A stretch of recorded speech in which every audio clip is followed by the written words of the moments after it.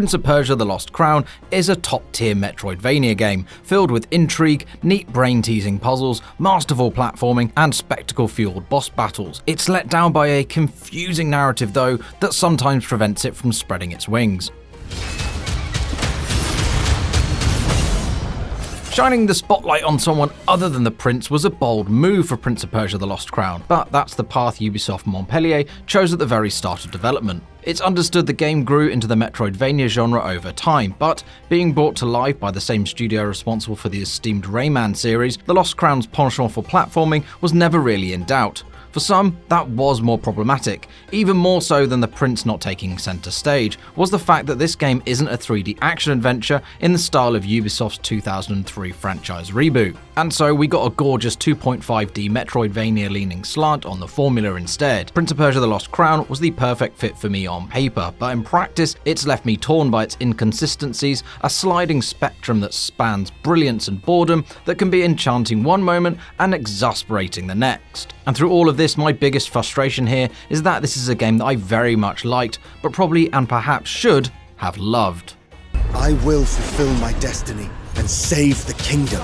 In its most inspiring moments, Prince of Persia The Lost Crown is a wonderful Metroidvania. I'll address the game's story in greater detail later, but the skinny here is, the prince has been kidnapped, you fill the nimble shoes of a young warrior named Sargon, and alongside your like-minded band of soldiers buddies named the Immortals, it's up to you to save the prince and thus save the day. A series of events that I won't spoil here inevitably complicates things along the way, and while striving to overcome the antagonists of the hour, young Sargon learns a series of supercharged abilities that allow him to access new areas and overcome once impenetrable obstacles in typical Metroidvania fashion. The best Metroidvania games live or die by the intricacies, intrigue, and interconnectedness of their maps, and The Lost Crowns is a good one. From the slimy depths to the pitch-dark catacombs, the sprawling lost archives, and the multi-tiered citadel, each location has its own idiosyncratic style, host of hostile enemies, and treasure trove of key items and environmental puzzles. In a clear nod to the series' 35-year lineage, the latter often compromises some order of spike traps, deteriorating platforms, pressure plates, well-placed flagpoles, and time manipulation mechanics. And when they all come together, or rather, when you work them out, that's when The Lost Crown really clicks into place.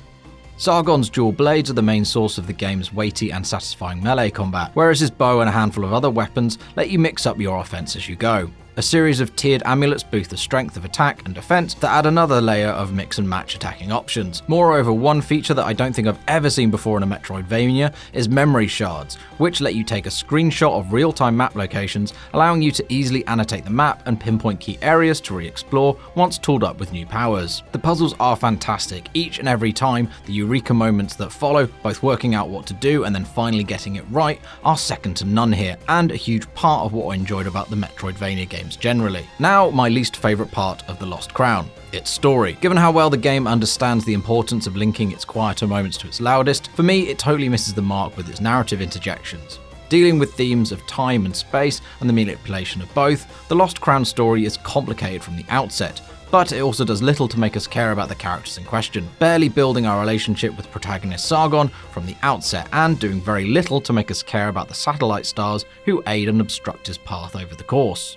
Worse still, I too often felt like The Lost Crown was forcing its story on me, interrupting everything it does so well to share something about Sargon or someone else that rarely felt integral to my progression. I'm always careful when comparing genre stablemates to each other, but where the likes of Hollow Knight or the Blasphemous series tell much of their story through exploration, on-the-ground discovery, and how players might interpret the things they uncover, The Lost Crown is too often determined to talk at you, and pacing suffers as a result. All of which makes The Lost Crown a bit of a conundrum in itself. It's a great Metroidvania game full of surprise and spectacle, uber tough and hulking boss fights, a sprawling map that's smartly tied together with abilities that are unlocked via puzzles that are consistently tough but never unfair. When it's allowed to breathe, it excels as one of the best Metroidvania games I've played in recent years, and yet at the same time is suffocated by an underwhelming story and awkward cutscenes that too often disrupt the flow that underpins the Metroidvania genre itself. When you're allowed to be in the zone, it's wonderful. When you're forcibly removed from it, it's such a waste.